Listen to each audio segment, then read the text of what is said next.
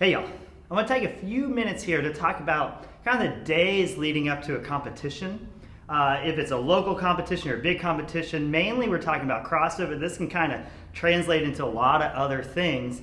And some of the super common mistakes I see people make, and it's just kind of one of those where it's like, oh, just kind of hurts to watch people make these mistakes. Happens so often. So the night before a competition, we get drop-ins from out of town, and they're going to a local competition. They come in and they're looking to work on pull-ups and they're looking to work on these things.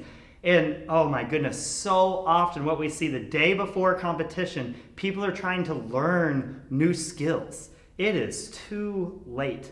So keep in mind, it's like we've got all of this time to develop skills, to do this, to practice this, to train this way. But if we're just going hard, only doing things we're good at, never working on weaknesses, never developing kind of the baseline skills that allow us to do the things we want to do, you don't have to want to do CrossFit competitions, but if you want to do CrossFit competitions, we need to learn double unders.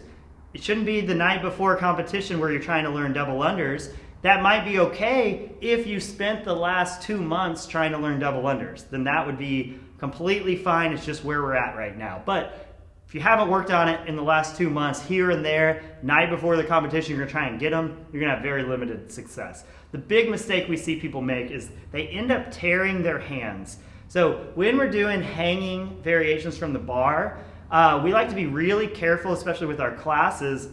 And what we see is hands start to tear about 75 to 100 reps in to hanging variations. So if we've got a workout that has 75 to 100 to 150 reps of hanging and pulling and holding on to things, in our warm-ups we are extremely careful to not do too much things to really try and avoid having people rip their hands. So what people do, it just hurts so much, is they have a competition that they want to do well in so bad. They don't have butterfly pull-ups, but they know butterfly pull-ups are a competition thing. They don't have bar muscle-ups yet, but they know bar muscle-ups are a competition thing. So they try and learn these things the day before, and they put so much work in. I've seen it happen so many times. They rip their hands. So now they're going into a competition. They have a new thing, maybe a butterfly pull-up, that they're not very good at all because they just learned it the day before. So it's not even worth using in the competition because there hasn't been enough time to develop it. And they're going into the competition with already ripped hands.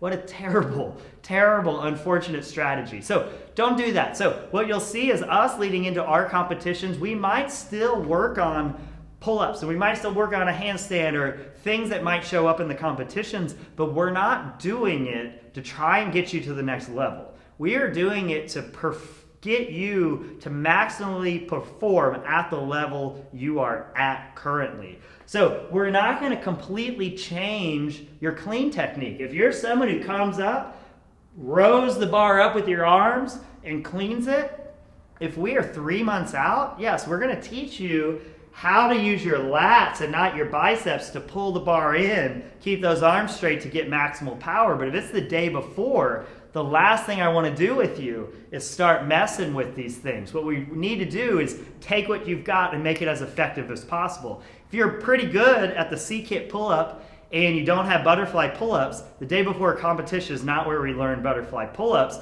because even if you get it, you're not going to get it enough for it to be better than your C-kit pull-ups. So day before the competition, it's about recovery. It's about letting your body recover. It's about honing in on skills. It's about thinking about strategies, these types of things, but you got to throw it out the window. Your time to improve skills and your time to get stronger and your time to get fitter was the 3 months leading up to that moment. Nothing's going to happen the day before except things that are going to be a detriment. So be smart with what you're doing the day before.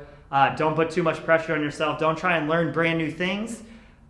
Those are the things that should be there already, and we should just be tweaking and looking at things that will specifically build on what you've already got. Hope that helps. Talk to y'all soon.